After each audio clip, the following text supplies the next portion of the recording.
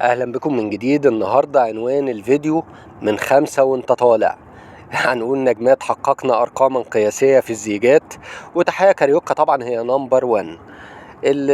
طبعا القائمة بتضم فنانات كتير، وكتير منهم موجود زي صباح وسهير رمزي ونجوى فؤاد ودينا ورانيا يوسف وفيفي عبده ولولا صدقي. هنقول احنا 5 منهم اللي هم الاكثر زواجا يعني. البداية معانا هتكون الفنانة صباح، اتجوزت 7 مرات.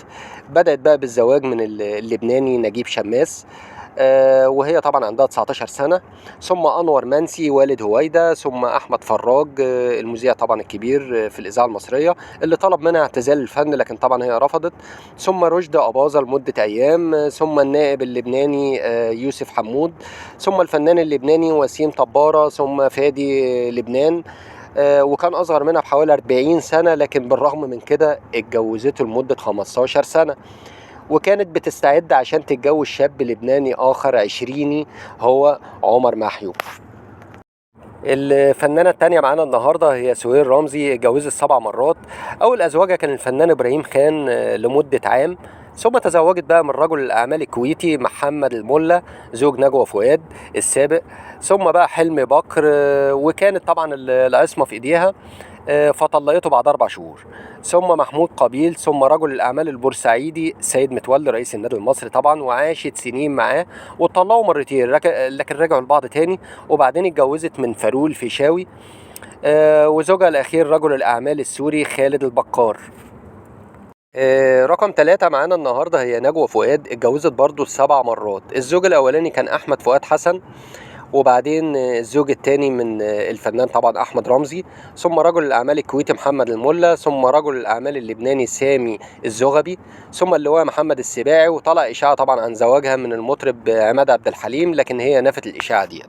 رقم 4 بقى معانا النهاردة هي الفنانة لولا صدقي. طبعا احنا كنا قدمنا فيديو عنها. اتجوزت 9 مرات.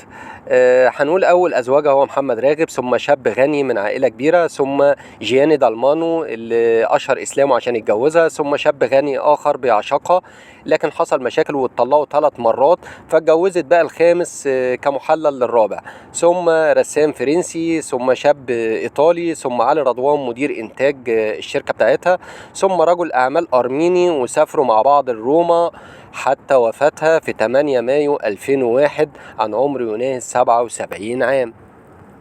أخيرا بقى رقم 5 معانا، ودي رقم 1 في القائمة بتاعتنا وصاحبة الرقم القياسي ونمبر 1 زي ما بنقول. هي الفنانة طبعا الكبيرة الراحلة تحية كاريوكا اللي اتجوزت 13 مرة. الأول كان سنة 1939 من أنطون عيسى، ده ابن شقيق بقى بديعة مصابني اللي كانت شغالة في الفرقة بتاعتها.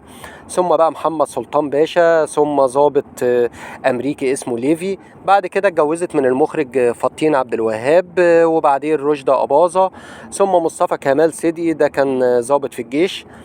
وبعدين اتجوزت من عبد المنعم الخادم، وبعدين المخرج احمد سالم، ثم ضابط اسمه حسن حسني. وبعدين اتجوزت من المطرب محرم فؤاد لمدة سنة، وبعدين حسين عاكف، وبعدين بقى فايز حلاوة ده لمدة 10 سنين. وبعدين اتطلقوا، وهنقول ان اخر 10 سنين من عمرها قضتهم بدون زواج. ولما اتسألت بقى عن سبب زواجها كتير قالت ان ده شرع ربنا، وان احسن ما تعمل اي حاجة غلط او علاقات محرمة. وعن افضل بقى ازواجها قالت كلهم اوغاد. وبكده ينتهي الفيديو بتاعنا النهاردة، وتحياتي ليكم.